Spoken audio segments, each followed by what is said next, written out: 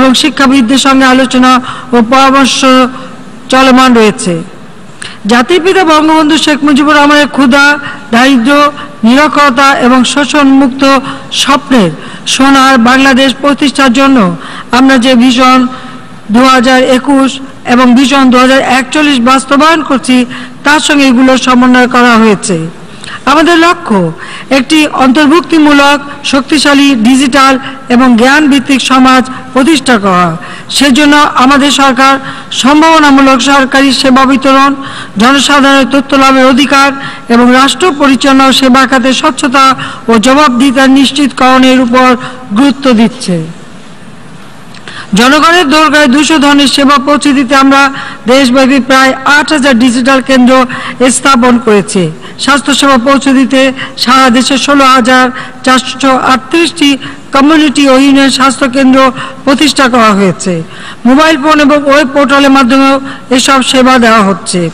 আগের তুলনায় আরও অধিক সংখ্যক শিক্ষা প্রতিষ্ঠানে মাল্টিমিডিয়া শ্রেণীকক্ষ ও ডিজিটাল ল্যাব ব্যবহৃত হচ্ছে। বাস্তব ও পরবাস্তব সংযোগের ক্রমবর্ধমান বিস্তৃতি বিশ্বের সকল মানুষের জন্য নতুন সুযোগ সৃষ্টি করেছে। অর্থনৈতিক উন্নয়নের অন্যতম প্রধান নিয়ামক হিসেবে বিশ্বের সকল নাগরিকের কাছে ব্রডব্যান্ড সংযোগ পৌঁছে দেওয়া প্রয়োজন। এই লক্ষ্য বাস্তবায়নের জন্য আমি বিশ্ব নেতৃবৃন্দের পাশাপাশি আন্তর্জাতিক সহযোগীদের সমবেত প্রয়াস কামনা করছি। সকলের দোরগোড়ায় ভয়েস ও ডাটা সংযুক্তি পৌঁছে দিতে আমাদের সরকার দৃঢ় প্রতিজ্ঞ। জনাব সভাপতি, কৌশলগত অবস্থান বাংলাদেশকে আঞ্চলিক সংযোগ, বৈদেশিক বিনিয়োগ এবং বৈশ্বিক আউটসোর্সিংয়ের ক্ষেত্রে একটি উদীয়মান কেন্দ্রস্থলে পরিণত করেছে। আমাদের উন্নয়ন উচ্চাকাঙ্ক্ষার সঙ্গে সঙ্গতি রাখতে আমরা বেশ কিছু বৃহদাকার অবকাঠামো প্রকল্প গ্রহণ করেছি। বাংলাদেশ, ভুটান, ভারত, নেপাল BBIN এর মাধ্যমে বাণিজ্য এবং নাগরিকদের মধ্যে যোগাযোগ বৃদ্ধির জন্য মাল্টি মোডাল ট্রান্সপোর্ট নেটওয়ার্ক তৈরি করা হচ্ছে। নিজস্ব অর্থায়নে আমরা 6.15 কিলোমিটার দীর্ঘ পদ্মা বহুমুখী সেতু নির্মাণ করেছি। একটি গভীর সমুদ্রবন্দর নির্মাণের আলোচনা চলছে। তৃতীয় সমুদ্রবন্দর পায়ার কার্যক্রম শুরু হয়েছে। রাজধানী ঢাকা শহরে মেট্রো রেলের নির্মাণ কাজও শুরু হয়েছে। সম্ভাব্য বিনিয়োগকারীদের বাংলাদেশে বিনিয়োগ করার সুযোগ তৈরি করে দিতে দেশব্যাপী 100টি অর্থনৈতিক অঞ্চল প্রতিষ্ঠা করা হচ্ছে। জনাব সভাপতি, সামষ্টিক ও আর্থসামাজিক সূচকের উল্লেখযোগ্য অগ্রগতি আমাদের অব্যাহত উন্নয়নের অভিযাত্রাকেই সমর্থন করে। 2015-16 অর্থ বছরে আমাদের অর্থনৈতিক প্রবৃদ্ধির হার ছিল 7% বেশি। বাংলাদেশ বিশ্বের অন্যতম দেশ যেখানে সীমিত সম্পদের সদ্ব্যবহারের মাধ্যমে দারিদ্র্যের হার দ্রুত হ্রাস পাচ্ছে। দারিদ্র্যের হার 91 সালে 56.7% হতে বর্তমানে 22.4% হ্রাস পেয়েছে। আমরা ইতিমধ্যে UNDP-র মানব উন্নয়ন ক্যাটাগরিতে মাধ্যমে এবং মধ্যম এবং বিশ্ব ব্যাংকের মান অনুযায়ী নিম্ন মধ্যম আয়ের দেশে উন্নীত হয়েছি। বিশ্ব মন্দা সত্ত্বেও বিগত 7 বছরে আমাদের রপ্তানি আয় প্রায় 3 গুণ বৃদ্ধি পেয়ে 34.24 বিলিয়ন মার্কিন ডলারে উন্নীত হয়েছে। প্রবাসীদের পাঠানো রেমিটেন্স 3 গুণ বৃদ্ধি পেয়েছে। বৈদেশিক মুদ্রা রিজার্ভ 3.5 বিলিয়ন থেকে 8.5 গুণ বৃদ্ধি পেয়ে 31 বিলিয়ন ডলার ছাড়িয়ে গেছে। এ সময় বিদ্যুৎ উৎপাদনের সক্ষমতা প্রায় 3 গুণ বৃদ্ধি পেয়েছে। সরাসরি বৈদেশিক বিনিয়োগের পরিমাণও 3 গুণ বৃদ্ধি পেয়েছে। সামাজিক সুরক্ষা, সবল কর্মসংস্থান, অন্তর্ভুক্তিমূলক অর্থনীতি নিশ্চিতকরণের মাধ্যমে অসমতা দূর করা আমাদের উন্নয়ন কৌশলের অন্যতম প্রধান লক্ষ্য। আমরা আমাদের বাজেটের 13% সামাজিক নিরাপত্তা বেষ্টনী খাতে বরাদ্দ করেছি, যা আমাদের মোট GDP-র 2.3%। জনাব সভাপতি, জলবায়ু পরিবর্তন আমাদের অনেকগুলো উন্নয়ন অর্জনকে হুমকির মুখোমুখি করছে। ঐতিহাসিক প্যারিস জলবায়ু চুক্তিটি অভিযোজন, ক্ষয়ক্ষতি ও জলবায়ু সম্পর্কিত ন্যায় বিচারের গুরুত্বকে স্বীকৃতি দিয়েছে। বাংলাদেশ ইতিমধ্যেই এই জলবায়ু চুক্তিটি অনুসমর্থন করেছে। আমরা আশা করি কার্বন নিঃসরণকারী দেশগুলি অতি সত্বর চুক্তিটিতে অনুসমর্থন জানাবে। পরবর্তী প্রজন্মের জন্য প্রাকৃতিক সম্পদকে সংরক্ষণ করতে আমাদের অবশ্যই একসঙ্গে কাজ করতে হবে। বাংলাদেশ ব্লু ইকোনমির সম্ভাবনাকে কাজে লাগাতে সামুদ্রিক সম্পদ সংরক্ষণ ও এর টেকসই ব্যবহারের প্রয়োজনীয়তাকে গুরুত্ব দিয়ে আসছে। জীবন ধারণের জন্য অতি আবশ্যকীয় পানি একটি সীমিত সম্পদ। অভিন্ন পানি সম্পদের বিচক্ষণ ও ন্যায়সঙ্গত ব্যবহার নিশ্চিত করা আমাদের সম্মিলিত দায়িত্ব। সকলকে নিরাপদ ও সুপেয় পানি এবং স্যানিটেশন সুবিধা প্রদান করতে আমরা অঙ্গীকারবদ্ধ। এ বিষয়ে সবাইকে অবশ্যই অবিচল থাকতে হবে। পানি সম্পর্কিত উচ্চ পর্যায়ের প্যানেলের একজন সদস্য হিসেবে আমি এ বিষয়ে সর্বদা সোচ্চার থাকব। জনাব সভাপতি, আমি দৃঢ়ভাবে বিশ্বাস করি নারীর অংশগ্রহণ ছাড়া টেকসই উন্নয়ন সম্ভব নয়। প্রায় অর্ধ দশক পূর্বে নারী শিক্ষার উন্নয়নে গৃহীত বিভিন্ন পদক্ষেপের ফল আমরা পেতে শুরু করেছি। বাংলাদেশের নারীরা এখন উন্নয়নের অবিচ্ছেদ্য অংশীদার। প্রায় 3.5 মিলিয়ন নারী এখন আমাদের প্রধানতম রপ্তানি খাত তৈরি পোশাক শিল্পে কর্মরত। সকল পেশায় নারীর অংশগ্রহণের হার দ্রুত বৃদ্ধি পাচ্ছে। সম্ভবত বাংলাদেশ বর্তমানে পৃথিবীর একমাত্র দেশ যেখানে প্রধানমন্ত্রী ও সংসদ নেতা, বিরোধী দলের নেতা, স্পিকার, সংসদ উপনেতা সকলেই নারী। চলমান জাতীয় সংসদে আমাদের 70 জন নারী সংসদ সদস্য রয়েছেন, যা সংসদের মোট আসনের 20%।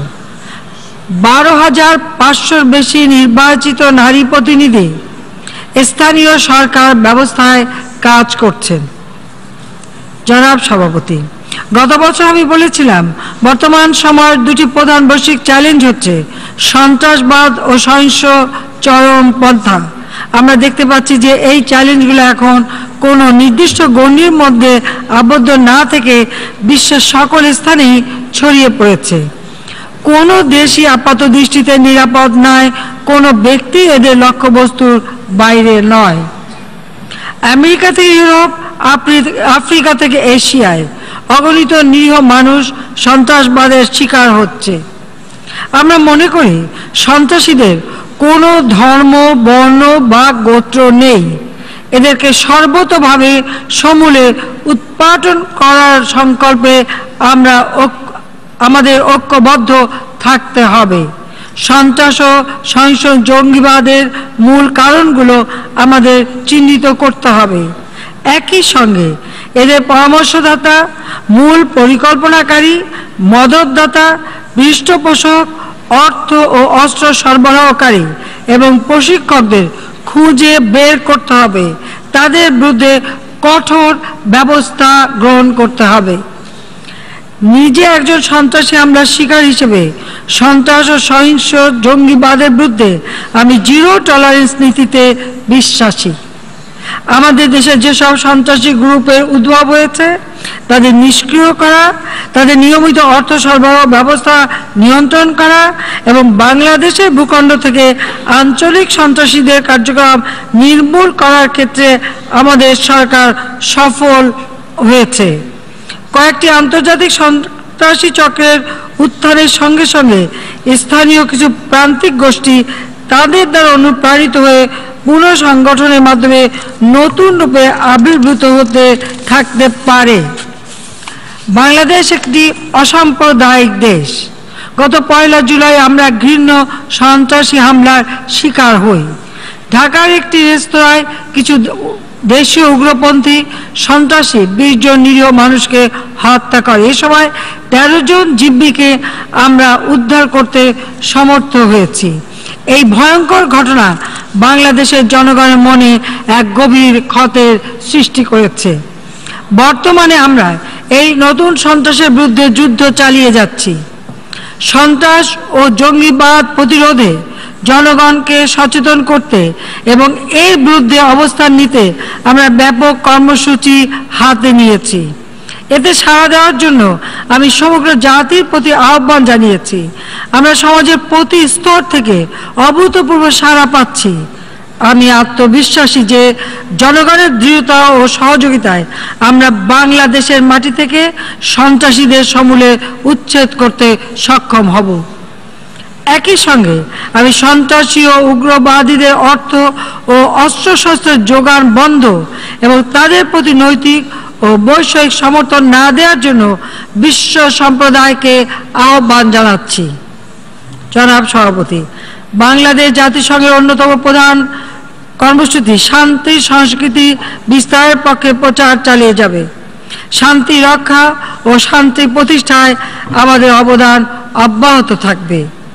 ঢাকায় শান্তি প্রতিষ্ঠা কেন্দ্র স্থাপনের সিদ্ধান্ত সহিংসতার কবল থেকে বেরিয়ে আসা দেশগুলোর সঙ্গে আমাদের অভিজ্ঞতা বিনিময়ের সুযোগ করে দেবে। একইভাবে আমরা নির্বিচারে হত্যার ক্ষেত্রে দায়বদ্ধতা ও বিচার নিশ্চিত করতে জাতীয় বিচারিক প্রক্রিয়ার ভূমিকাকে গুরুত্ব প্রদানে সোচ্চার থাকব। 1971 সালে আমাদের মহান মুক্তিযুদ্ধের সময় গণহত্যা ও মানবতা বিরোধী অপরাধের জন্য স্থানীয় অপরাধীদের বিচার নিশ্চিত করার মাধ্যমে আমরা বিগত কয়েক দশকের বিচারহীনতার সংস্কৃতি থেকে বেরিয়ে আসতে সক্ষম হয়েছি। মধ্যপ্রাচ্য শান্তি প্রক্রিয়া পুনরায় চালু ও ভ্রাতৃপ্রতিম ফিলিস্তিনি জনগণের প্রতি বৈরিতা নিরসনের জন্য সাম্প্রতিক প্রচেষ্টাগুলোকে অবশ্যই সঠিকভাবে পরিচালিত করতে হবে। জনাব সভাপতি, বিশ্বায়নের এই যুগে আমাদের সামনে অনেক চ্যালেঞ্জ রয়েছে। তবে যদি আমরা সঠিক পথটা অবলম্বন করি তাহলে এখানে সম্ভাবনা ও সুযোগও রয়েছে প্রচুর। এক মানবতার জন্য কাজ করার উদ্দেশ্যে আমরা সকলে এখানে সমবেত হয়েছি। মতের ভিন্নতা থাকা সত্ত্বেও আসুন আমরা মানবতার সাথে সকলে অভিন্ন অবস্থানে উপনীত হই এবং বিশ্ব থেকে সংঘাত দূর করে শান্তির পথে এগিয়ে যাই।